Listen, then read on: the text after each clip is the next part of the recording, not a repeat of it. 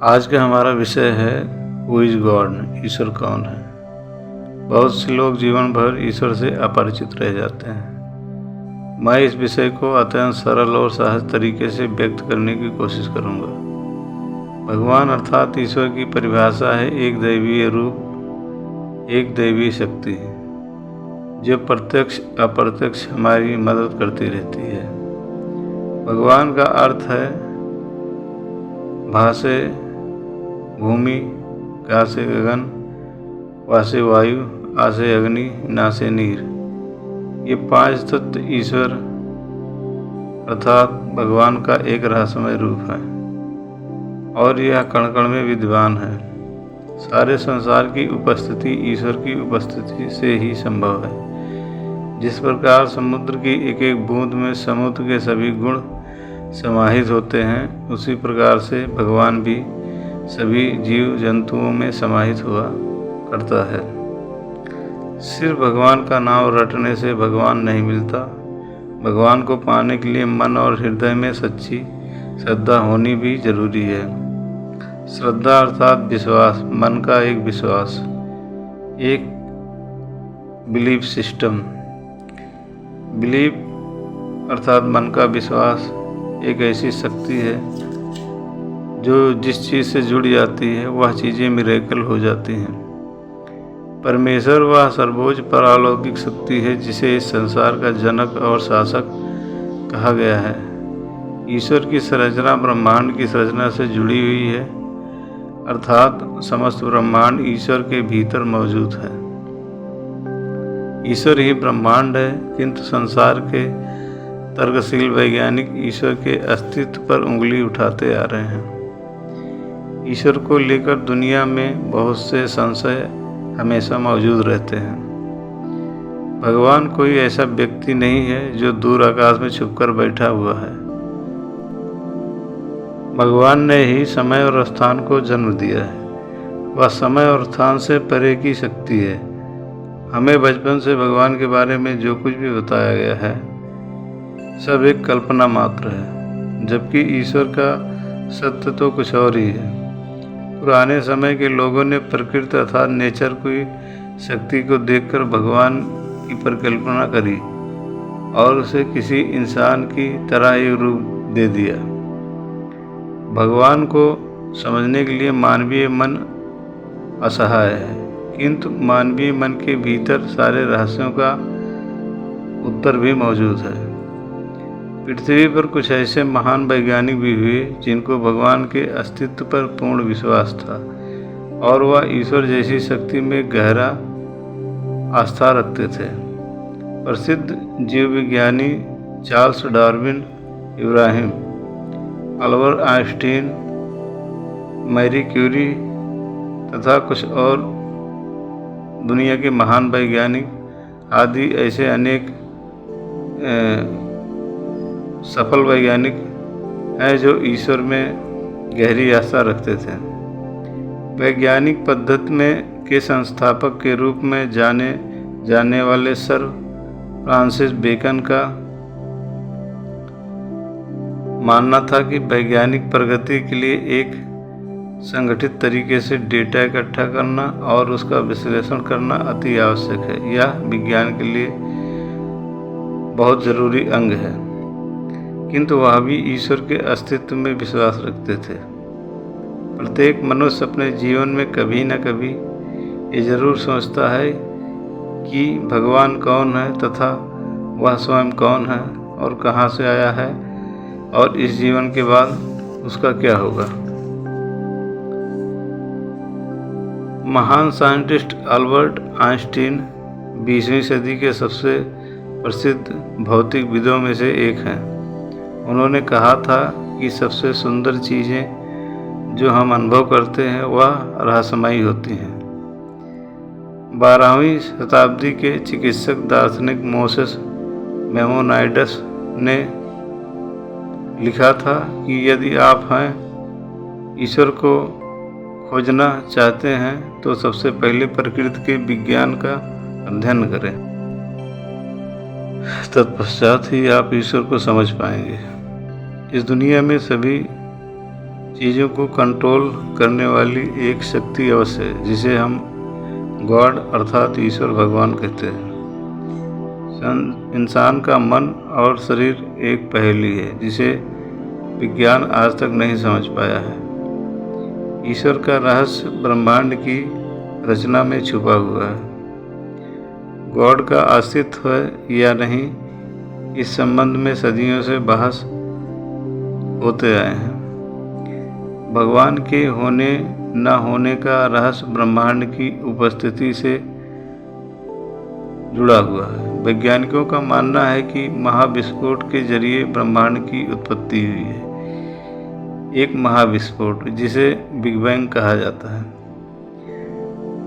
जबकि आध्यात्मिकता के आधार पर ईश्वर की मर्जी के बिना एक कण भी नहीं उपस्थित हो सकता। हालांकि विज्ञान और वैज्ञानिक आज तक बिग बैंग यानी महाविस्फोट के होने के कारणों का पता नहीं लगा सके। इसलिए बिग बैंग को ईश्वर का कार्य माना जाता है। संसार में विविध प्रकार के जीव जंतु, कीट पतंग और इंसान जो मौजूद हैं, ये सब कहाँ से आए, इस बात का पता वैज्ञानिक आज तक नहीं लगा सके। इनके मूल आधार क्या हैं? इंसानों के शारीरिक और मन का गठन भी एक अबूझ पहेली ही है। कैसे जीव जंतु मनुष्यों का जन्म होता है, उसका विकास होता है, इसका साइंस अर्थात विज्ञान भी अभी तक कुछ तर्कशील और बुद्धिमत्तापूर्ण निर्णय नहीं ले पाया है। ईश्वर में ही सब कुछ समाया हुआ है, ऐसा अध्यात्म का कहना है। आध्यात्मिक रूप से ईश्वर का वास प्रत्येक इंसान के भीतर भी होता है, इसलिए वह भौतिक जगत में अनेक अनोखे कार्यों को संपादित कर पाता है।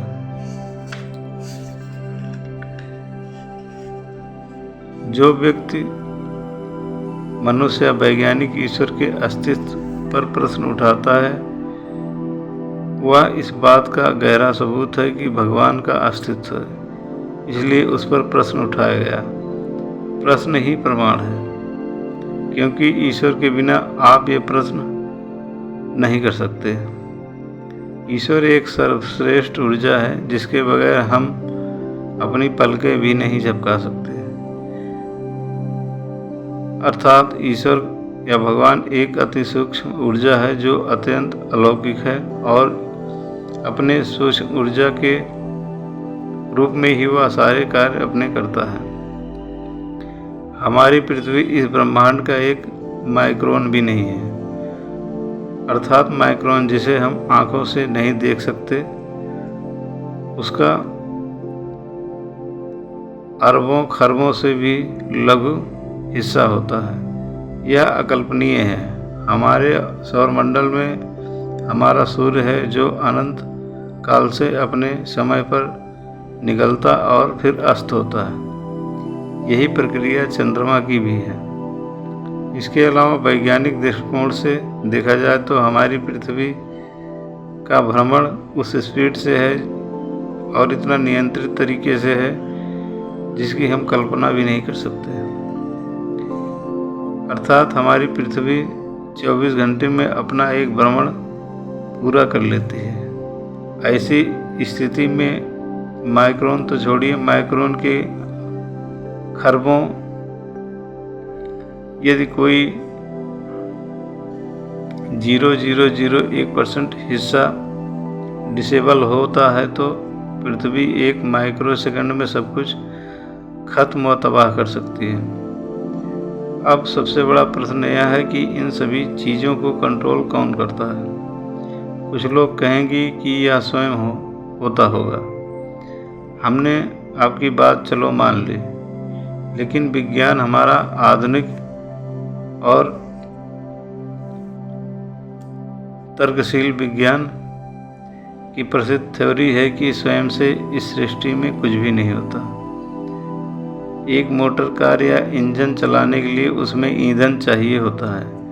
भौतिक शरीर को चलाने के लिए भोजन, पानी, हवा, रोशनी और अन्य एलिमेंट्स की ज़रूरत होती है। इसी प्रकार ब्रह्मांड को चलाने के लिए भी एक शक्ति की ज़रूरत होती है और इस शक्ति को हम ईश्वर, गॉड या भगवान के नाम से जानते हैं।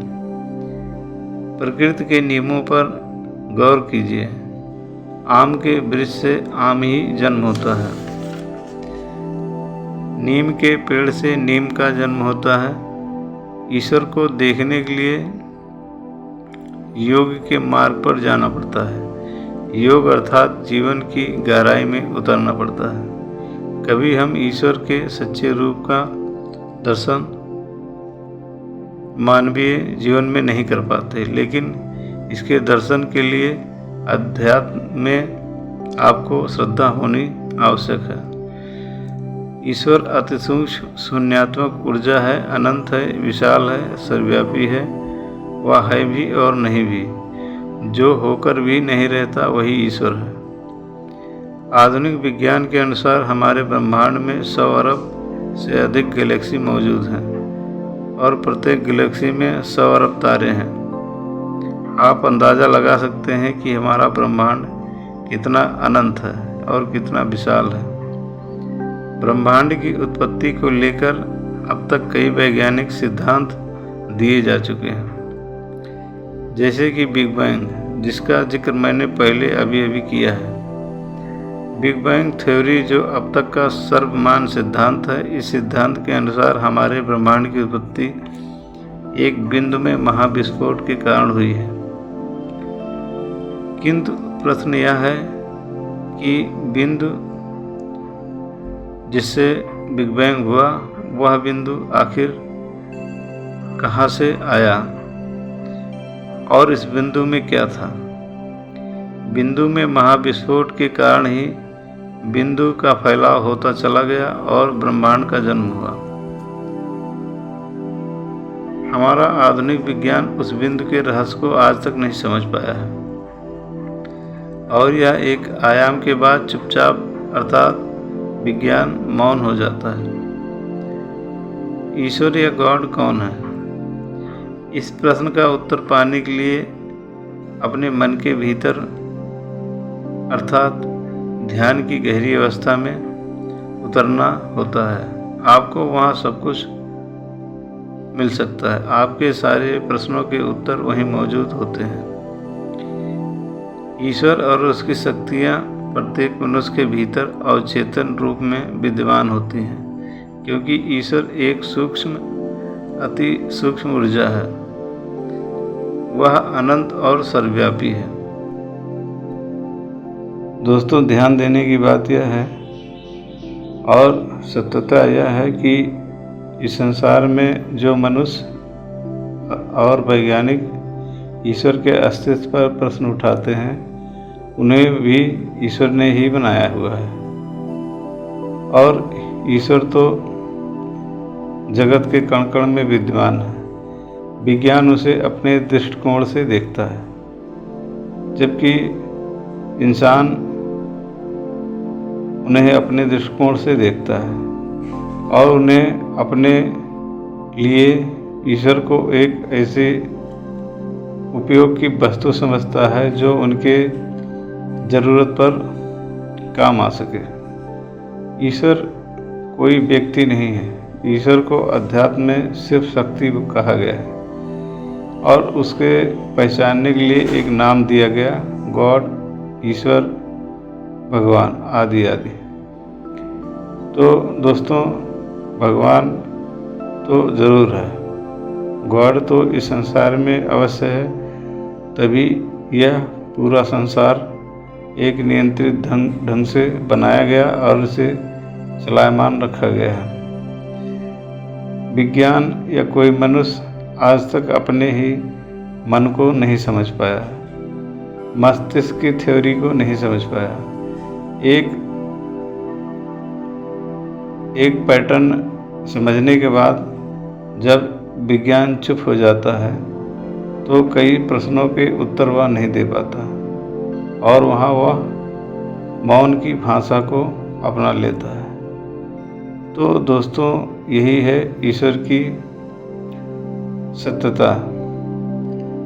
और ईश्वर में जितना गहरा विश्वास आप करते हैं उतना शीघ्र ही ईश्वर की शक्तियाँ और कृपा आपको प्राप्त होती है।